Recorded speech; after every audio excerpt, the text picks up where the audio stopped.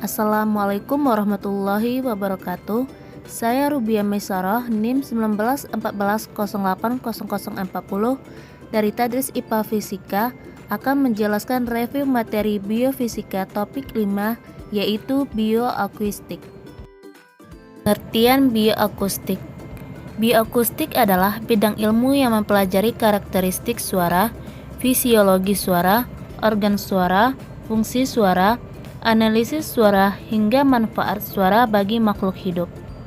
Analisis bioakustik berarti kajian yang akan mengurai keterkaitan antara bunyi, gelombang bunyi, getaran, dan sumber bunyi. Menurut Erwin Lim, definisi bioakustik adalah suatu perubahan mekanik terhadap zat gas, zat cair, atau zat padat sering menimbulkan gelombang bunyi. Gelombang bunyi ini merupakan vibrasi getaran dari molekul zat dan saling beradu satu sama lain. Namun, demikian zat tersebut terkoordinasi menghasilkan gelombang serta mentransmisikan energi, bahkan tidak pernah terjadi pemindahan pada partikel. B. Konsep getaran atau vibrasi, gelombang, bunyi, dan suara. Getaran adalah ketika suatu benda diberi gangguan, maka benda tersebut akan bergetar. Contohnya, penerapan getaran dalam kehidupan sehari terhadap pada bandul. Gelombang adalah suatu energi dari getaran yang merambat berdasarkan energinya. Gelombang dibedakan menjadi dua, yaitu gelombang mekanis dan gelombang elektromagnetik. Berdasarkan arah getaran dan arah rambatnya, gelombang dibedakan menjadi dua, yaitu gelombang transversal dan gelombang longitudinal. Bunyi adalah gelombang longitudinal atau kompresi mekanikal yang merambat menggunakan medium dengan kecepatan tertentu. Kajian yang mengkaji perihal bunyi dan hubungannya dengan makhluk hidup, terutama manusia, disebut dengan bioakustik. Konsep gelombang bunyi yang mempengaruhi pendengaran. Kebisingan adalah bunyi yang tidak dikehendaki, yang merupakan aktivitas alam maupun buatan dan dapat mengganggu kesehatan dan kenyamanan, serta dapat menimbulkan ketulian yang bersifat relatif. Alat ukur untuk kebisingan adalah sound level meter.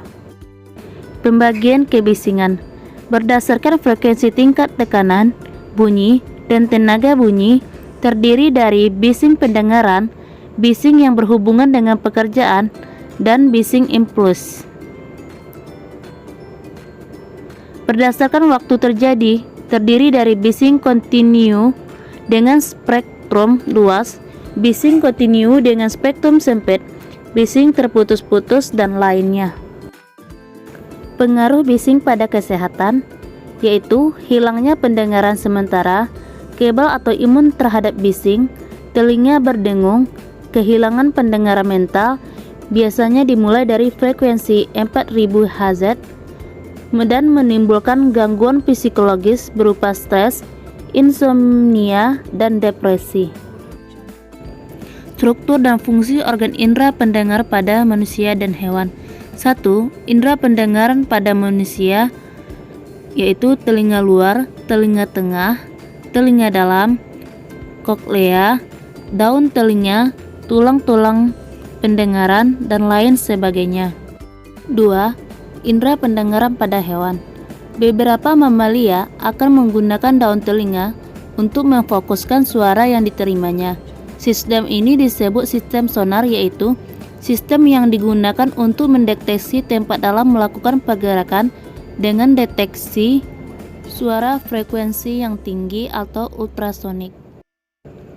Kelelawar dapat mengeluarkan dan menerima gelombang ultrasonik dengan frekuensi di atas 20.000 Hz pada saat ia terbang. Gelombang yang dikeluarkan akan dipantulkan kembali oleh objek yang akan dilewatinya dan diterima oleh receiver. Kemampuan kelelawar untuk menentukan lokasi disebut dengan ekolokasi. Fungsi telinga dalam keseimbangan makhluk hidup. Bagian tubuh yang digunakan pada proses pendengaran adalah telinga. Telinga merupakan alat indera yang peka terhadap rangsangan berupa gelombang suara. Telinga manusia mampu mendengar suara dengan frekuensi antara 20-20 Hz. Selain itu, sebagai alat pendengar, telinga juga berfungsi menjaga keseimbangan tubuh manusia. Sistem sonar pada lumba-lumba, kelelawar, dan gajah. Pada lumba-lumba dapat dilihat di permukaan air, namun sebagian besar waktu mereka di kedalaman lautan. Lumba-lumba mempunyai sistem sonar yang memungkinkan untuk berkomunikasi dan menerima rangsangan. Kelelawar merupakan hewan yang mampu mendengar bunyi ultrasonik dengan frekuensi di atas 20 Hz. Kelelawar ini dapat mengeluarkan gelombang ultrasonik pada saat ia terbang. Sistem sonar pada gajah dapat mendengar bunyi infrasonik atau persis pendengaran manusia hingga serendah 16 Hz. Karena frekuensi rendah lebih jauh jangkauannya, gajah bisa berkomunikasi dalam jarak 4 km atau lebih.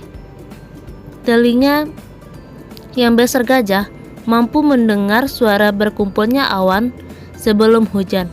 Gajah dapat menangkap gelombang infrasonik, yakni frekuensi rendah yang tidak dapat didengar manusia. Bisa kita amati gambar sistem sonar yang digunakan pada radar dari sistem sinar makhluk hidup. Adapun kaitan bioakustik dengan ayat Al-Quran terdapat pada surat Al-Ankabut ayat 37 yaitu tentang getaran, dan Quran surah Al-Hud ayat 43 yaitu tentang gelombang, dan Al-Quran surah Az-Zumar ayat 68 yaitu tentang sumber bunyi. Sekian pembahasan review materi biofisika dengan topik bioakustik. Semoga bermanfaat. Wassalamualaikum warahmatullahi wabarakatuh.